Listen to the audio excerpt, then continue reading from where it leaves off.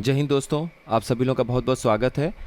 तो 3 वीडियोस विलोम शब्द का अब तक कंप्लीट हो चुका है। आप लोग ज़रूर देख लीजिएगा। 80 क्वेश्चन अभी तक हम लोगों ने इन तीनों वीडियोस में कवर कर लिया है।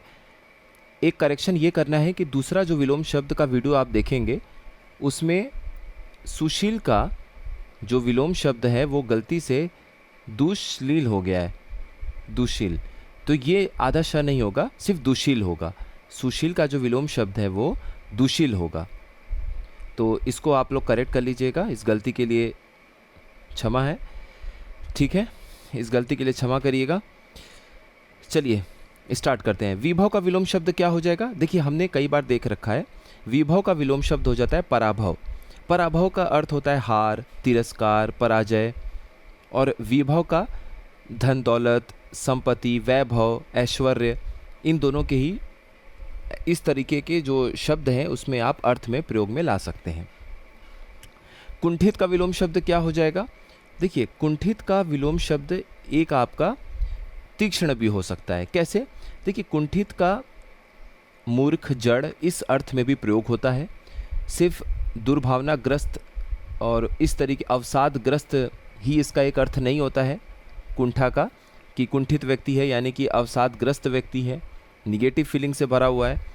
तो जड़ या मूर्ख के अर्थ में जब भी प्रयोग करेंगे तो यहाँ पर कुंठित का जो विलोम शब्द है वो तीक्ष्ण हो जाएगा। तीक्ष्ण का अर्थ होता है तेज नोक वाला, तीव्र बुद्धि वाला। सूत्रपात का विलोम शब्द क्या होगा? हमने पहले भी देख रखा है। सूत्रपात का अर्थ होता है किसी भी चीज़ को प्रारंभ करना, शुरू करना, आरंभ करना। तो इसका जो विलोम शब्द है एक तो उपसंहार भी हो जाएगा और समापन भी हो जाएगा। तो यहाँ पर राइट आंसर हो जाएगा उपर्युक्त दोनों। उल्लास का विलोम शब्द क्या हो जाएगा? उल्लास का नैराश्य। नैराश्य का जो अर्थ है वो एक निराशा भी होता है, इसको याद रखिएगा। हो सकता है थोड़ा सा नया वर्ड लगे कई लोगों को। हर्ष का जो विलोम शब्द है वो आपका विषाद भी होता है।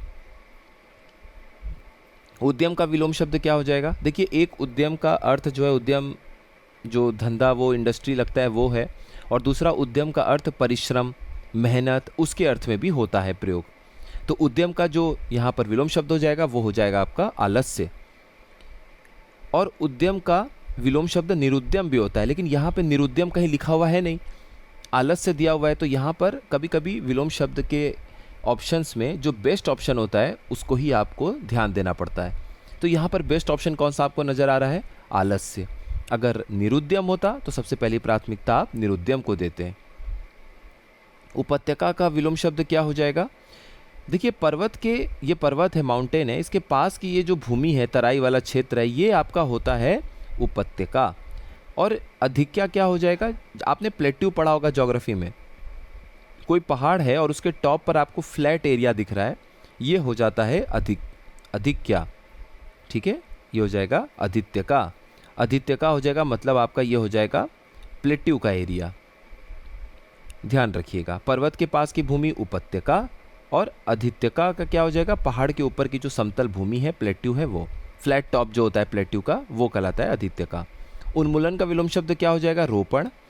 उन्मूलन का अर्थ होता है, जैसे आप इरेडिकेशन पढ़ते हैं इंग्लिश में, किसी भी चीज़ को जड़ से हटा देना, किसी रोग को जड़ से मिटा देना, जड़ से किसी चीज़ को हटाने को कहते हैं उन्मूलन। और रोपण, पौधे का रोपण हो रहा है, फिर किसी चीज़ को जड़ सहित लगाएंगे तो रोपण हो जाएगा। उन्मिलन का विलोम शब्द क्या हो जाएगा? निमिलन।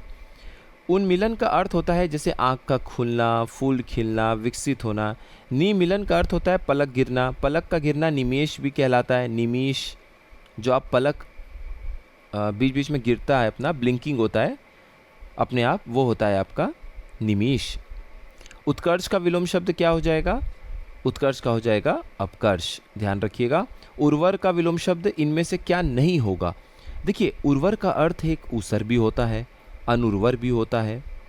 अर्थ नहीं, माफ़ करिएगा, विलोम शब्द। देखिए, उर्वर का अर्थ जो होता है वो होता है फर्टाइल, खेती योग्य, बहुत अच्छी भूमि है, वो हो जाएगा उर्वर। तो इसका विलोम क्या हो जाएगा? जो खेती योग्य भूमि नहीं है, जहाँ आप नहीं उपजा सकते हैं फसलों को, तो ऊसर की भूमि हो गई। ऊसर और बंजर एक ही अर्थ हो गया। उसके बाद अनुपजाऊ भी हो जाता है, अनुर्वर भी हो जाता है, लेकिन उपजाऊ नहीं होगा, क्योंकि उर्वर का अर्थ ही है उपजाऊ भूमि है, तो उर्वर है। तो इसका राइट आंसर होगा 3, क्योंकि उर्वर का विलोम शब्द नहीं है, वो उपजाऊ नहीं है, ऊसर है, अनुर्वर है, बंजर है। उत्तरायण का विलोम शब्द क्या हो जाएगा? दक्षिणायन। उपमेय का क्या हो जाएगा विलोम शब्द? उपमेय का अर्थ होता है जो उपमा के योग्य हो, जिसका तुलना किया जा सके। कोई भी व्यक्ति है, वस्तु है, स्थान है जिसकी आप तुलना कर सकते हैं, वो उपमेय है, तो इसका अनुपमेय हो जाएगा। उत्तम का विलोम शब्द, उत्तम का अधम भी पढ़ा होगा आपने, अनुत्तम भी पढ़ा होगा, तो उपर्युक्त दोनों हो जाएगा।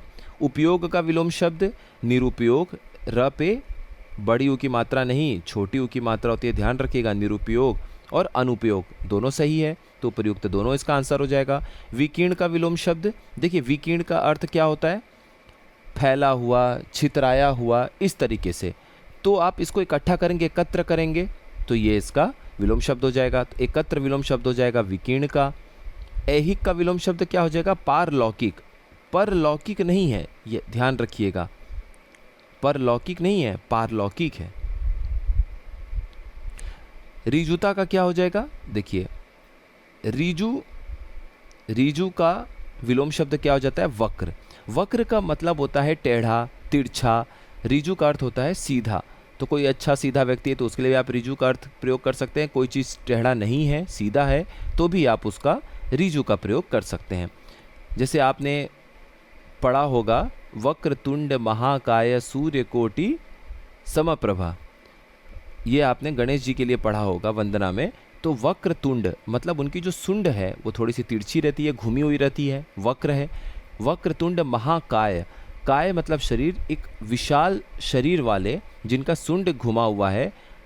वक्रतुंड महाकाय सूर्यकोटि समप्रभा, सूर्यकोटि जिनका जो प्रकाश है वो सूर्य, करोड़ों सूर्य के समान है। कोटि का अर्थ करोड़, आप पढ़ते हैं ना तत्सम तद्भव, कोटि अगर तत्सम है तो करोड़ पढ़ते हैं आप तद्भव, तो कोटि का करोड़ पढ़ते हैं। तो सूर्य कोटि समप्रभा यानी कि करोड़ों सूर्य के बराबर जिनके अंदर चमक है, वो है हमारे प्रभु श्री गणेश जी।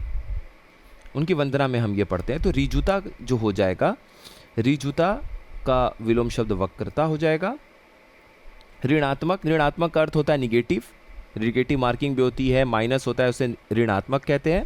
तो धनात्मक हो जाएगा उसका विलोम शब्द। कुटिल का विलोम शब्द क्या हो जाएगा? कुटिल का फिर से ऋजु, क्योंकि ऋजु का भी हमने मतलब देखा, सरल इंसान है, सरल स्वभाव का है, सही है, अच्छा इंसान है, तो ऋजु। तो इसका कुटिल आप कर सकते हैं विलोम शब्द। कुटिल शब्द का जो अधिकतर जगह आपको विलोम शब्द देखने को मिलता है वो सरल भी होता है। अब यहाँ सरल शब्द तो दिया नहीं हुआ है, ऋजु का अर्थ सरल के अर्थ में निकल सकता है, तो इसीलिए कुटिल का विलोम शब्द यहाँ पर ऋजु हो जाएगा, क्योंकि दिए गए विकल्प में कुटिल जो है वो विलोम का, ऋजु का विलोम होगा। ऋत का विलोम शब्द क्या हो जाएगा? ऋत का अनृत। ऋत शब्द का अर्थ होता है सत्य तथा अनृत शब्द का अर्थ होता है झूठा। खंडन का क्या हो जाएगा? मंडन, किसी की महिमा मंडन करना, किसी बात का खंडन करना। गति का विलोम शब्द क्या हो जाएगा? मंद। गति शब्द का विलोम विराम, स्थिर, अवरोध, अगति, ये सब भी हो सकता है, ध्यान रखिएगा। लेकिन दिए गए विकल्पों में गति शब्द का सबसे उपयुक्त शब्द क्या दिख रहा है हमें? मंद।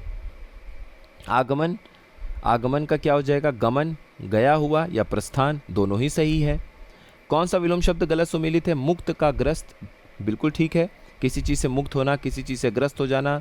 सुप्त का सुषुप्त, लुप्त का व्यक्त, ग्राह्य का त्याज्य, और सुप्त का सुषुप्त नहीं होगा, ये तो एक ही अर्थ में प्रयोग में आता है। तो देखिए जागृत जो शब्द है इसका विलोम शब्द सुप्त या सुषुप्त दोनों ही होगा, याद रखिएगा। अर्पण का विलोम शब्द क्या होगा? ग्रहण, अर्पण करना और ग्रहण करना, और ग्राह्य का त्याज्य होता है। चिरंतन का अगर आप विलोम शब्द देखेंगे तो वो नश्वर होता है। शाश्वत और चिरंतन दोनों का ही विलोम शब्द नश्वर होता है। सनातन का क्या हो जाएगा? अधुनातन, ये सनातन का अधुनातन विलोम शब्द हो जाएगा। जागृत का विलोम शब्द इनमें से क्या होगा? सुप्त या फिर सुषुप्त, वो भी होता ऑप्शन तो सही होता। और जागृति का क्या हो जाएगा? सुषुप्ति, ध्यान रखिएगा। जारज का क्या हो जाता है? जारज का औरस। औरस का अर्थ होता है विवाहित स्त्री से जो उत्पन्न पुत्र है, जायज है, वो हो जाता है आपका औरस। और उसका विलोम क्या हो जाएगा, जारज। दत्तक पुत्र मतलब दत्तक पुत्र या पुत्री मतलब एडॉप्टेड, जिनको एडॉप्ट किया जाता है वो होते हैं दत्तक। तीक्ष्ण का विलोम शब्द इनमें से क्या नहीं होगा, देखिए कुंठित भी हो सकता है, मंद भी हो सकता है, भोथरा भी हो सकता है, प्रखर नहीं होगा, क्योंकि प्रखर भी तो तेज प्रखर बुद्धि का है, वो तो एक तरीके से समानार्थी हो गया तीक्ष्ण का। दयालु का विलोम शब्द इनमें से क्या होगा, निर्दय। दयालु, देखिए निर्दय का अर्थ क्या है, निर उपसर्ग है दया के साथ, जिसके अंदर दया भावना नहीं है, दयाहीन, दया रहित। और सदैव भी बोल सकते हैं अगर ऑप्शन होता है, क्योंकि इसमें स का अर्थ होता है सहित, तो दया सहित, दयावान, दयावान भी बोल सकते थे, दयालु भी हो जाएगा जिसके मन में दया हो। निर्मम का अर्थ हो जाता है जिसमें ममता न हो। और निर्वैर जो यहाँ पर आपको ये शब्द नजर आ रहा है, इसका अर्थ होता है जिसकी किसी से शत्रुता या बैर ना हो। अनेक शब्दों के लिए एक शब्द में भी आप इसे पढ़ेंगे निर्वैर, तो निर्वैर शब्द को ध्यान रखिएगा।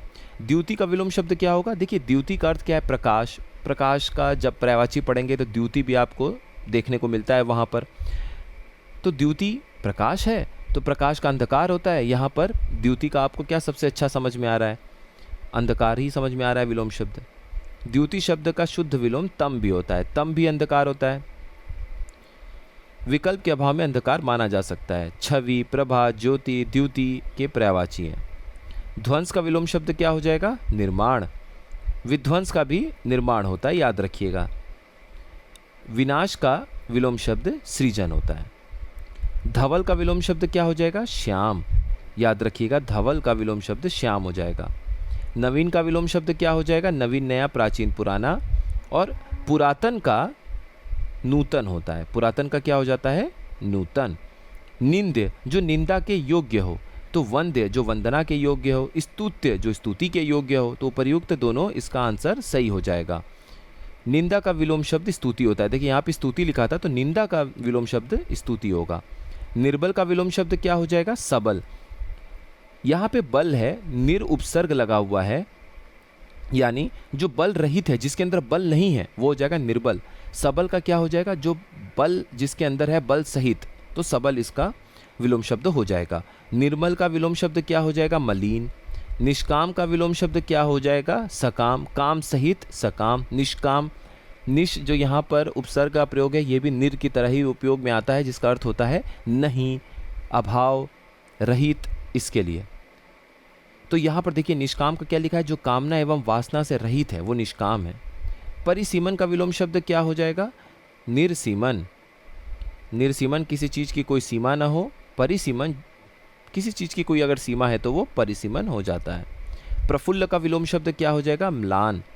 हर्ष का विलोम शब्द विषाद और शोक होता है, तो ये विषाद और शोक ये हर्ष का विलोम शब्द हो जाएगा। और प्रफुल्ल का अर्थ होता है कि अत्यंत प्रसन्न मुद्रा में आप हैं, एक अवस्था में हैं, एक ऐसी अवस्था में है जहाँ पे आपको अत्यंत प्रसन्नता फील हो रहा है, तो वो हो जाता है प्रफुल्ल। इसका विलोम शब्द हो जाएगा म्लान। तो ये शब्द याद रखिएगा, म्लान जो है इसका विलोम शब्द हो जाएगा प्रफुल्ल। तो यहाँ तक अपना 120 शब्द हम कंप्लीट करते हैं। अब विलोम शब्द का एक वीडियो आएगा जिसमें जो मुख्य शब्द होंगे उनको हैंड रिटन नोट्स के रूप में हम देखेंगे, पढ़ेंगे।